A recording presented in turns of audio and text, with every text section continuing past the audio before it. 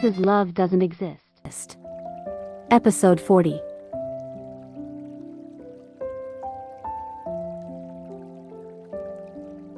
It's so bright. Siyeon. Mom. How are you feeling? Better, thanks. But this isn't the hospital room I was admitted to yesterday. What's going on?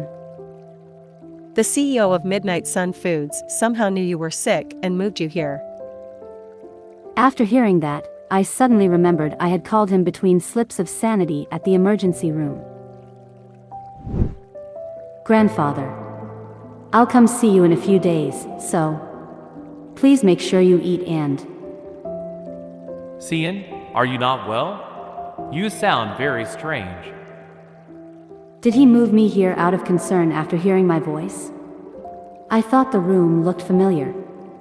I must be in the same ward he stayed in.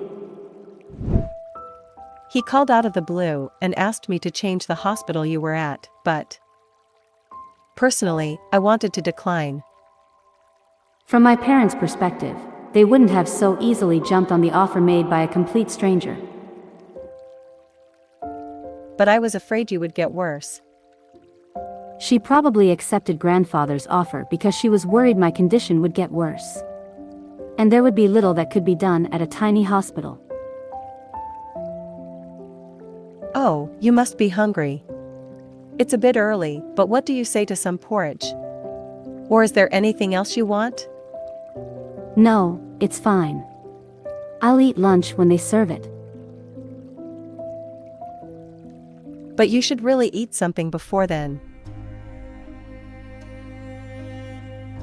You two sure are getting along. So this is why you were so eager to see me go. Yunhye. Mom, people might think you actually cared and loved me. Don't say that. You don't know how worried I was. Do you know how worried and hurt I was because you haven't been returning my calls? No, you don't care about me at all. You only care about your real daughter. Your daughter stole everything that belonged to me. And she's still trying to take them away. How did you even know I was here? I took the morning off because I was worried about the chairman when I saw a familiar name on the door. I had my doubts, but to think it was actually you. What are you doing here? Judging by how Eunhye was behaving, I assumed she didn't come here just to say hello. My instincts told me things were going to get ugly. Mom, I'd like some porridge, thanks. Can you get one with vegetables? Okay, Siyeon. I'll be right back. Yunhye, don't leave, okay? Wait for me. I didn't want my mother to hear what was about to go down. So I had no choice but to send her away for a moment with an excuse. Did you go see Guihyun? Why are you talking about him with me? Because he's the only person we can talk about. Just because you're keeping your mouth shut, it doesn't change what's already happened. I'm not the only one who knows you were seeing Guihyun for over 5 years. So what? We could have broken up because we didn't get along in the end. Is that so horrible? I was going to break up with him anyway. Don't lie to me. He was going to tell everyone in Siyeon the truth about you. He was going to tell them you were the one he was going to marry in the spring. And that you were the real great-granddaughter of the Midnight Sun legacy, so he was going to ask for permission to marry you, not me. Well, he didn't get the chance to say any of that, did he? And I didn't get to marry Guihyun after all. I like Ijin. My feelings for him are real. I liked him since I first saw him in front of the house in Hanam. Things fell off track after meeting Gwihyun, but I originally had feelings for Ijin. If I knew Ijin was Gwihyun's younger brother, I never would have dated Gwihyun in the first place. Ha. Why are you telling me these things? My brain was on the verge of exploding with the things I had to take care of. Because you're trying to pull something with the chairman at your back.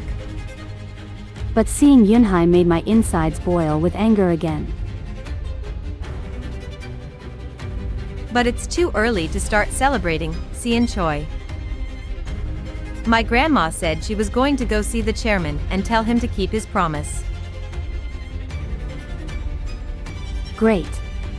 You won't have to be worried now that your grandmother is going to persuade the chairman. I'm not worried at all. In fact, Venerable Jongseon also said I was fated to end up with Ijin. Venerable Jongseon. Yeah, Venerable Jongseon. You know who he is. The person who allowed us to be switched. Grandma met him recently and he told her Midnight Sun Foods would return to its original owner soon. That can't be the whole story. What's that supposed to mean? There must be a reason why your grandmother is suddenly sure of the decision to send you off to Ijin's side. Did Venerable Jongseon say Gwihyun had no chance of waking up? Aside from how I personally felt about Gwihyun, I never wanted him to die or get hurt. It was because I knew the people who loved him would be in pain if he were to get into an accident. If the Icon family heard there was no hope for Gwihyun now, and so was trying to marry Yunhye off to Ijin, then answer me. I asked you if you're abandoning Gwihyun for Ijin after hearing there would be no chance for Gwihyun to wake up. Then I won't treat these animals as people.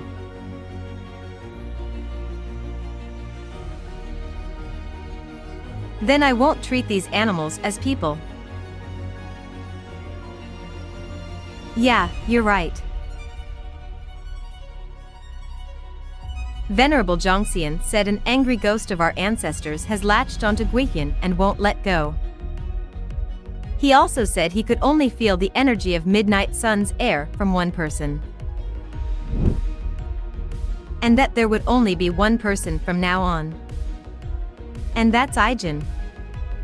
Unfortunately, Yunhye confirmed the suspicions I had with these words. Ijin hates you. You know this. So you should be the one to persuade the chairman because the place next to Ijin is mine. Nothing is absolute. Have you lost it? No. I couldn't be more sane. I won't sit by and let you do this. Then why don't you get yourself discharged? I won't sit by and let you do this. Then why don't you get yourself discharged?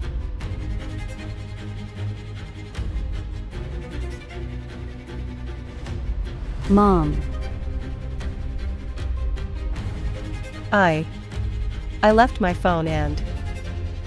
Forget it. I forgot to tell you how grateful I was for raising me. So thank you. Stay healthy.